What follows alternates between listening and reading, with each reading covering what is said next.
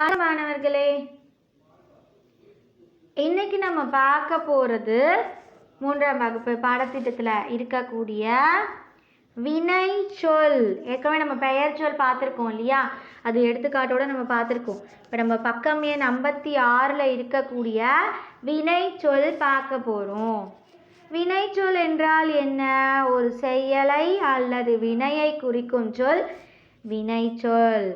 நடந்தான், போட்டான், ஓடினான், ஆடினான், பாடினான், இது எல்லாமே வினைச்சொல். இது எல்லாமே வேலை. நம்ம பார்த்தோம்ல, பெயரை குறிப்பது பெயர் சொல், வினையை குறிப்பது வினைச்சொல். சரியா?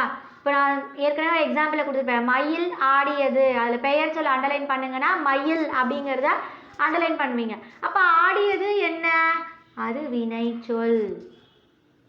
புரியுறதா? இப்போ வினைச்சொல்னா என்னன்னு? வேலை. வேலை வினையை குறிப்பது தான் வினைச்சொல். பார்க்கலாமா?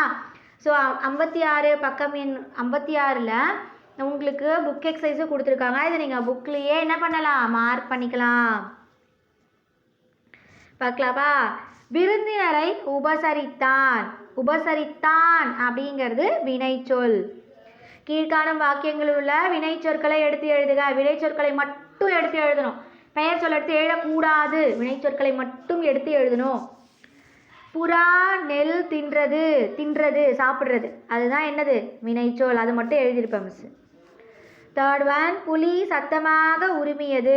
உருமியது, அது வினைச்சொல். ஃபோர்த் ஒன், சாறை பிழிந்து பருகினான். பருகினான் என்பது வினைச்சொல். பாட்டு பாடினாள். பாடினாள் அப்படிங்கிறது வினைச்சொல். சிக்ஸ்த் ஒன், காற்று வேகமாக வீசியது. வீசியது அப்படிங்கிறது வினைச்சொல்.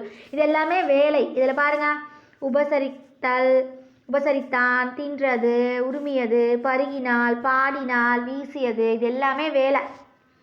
ஸோ இது எல்லாமே என்னது? வினைச்சொல். ஓகேவா? ஸோ புக் எக்ஸசைஸ் ஃபினிஷ் பண்ணிடுங்க.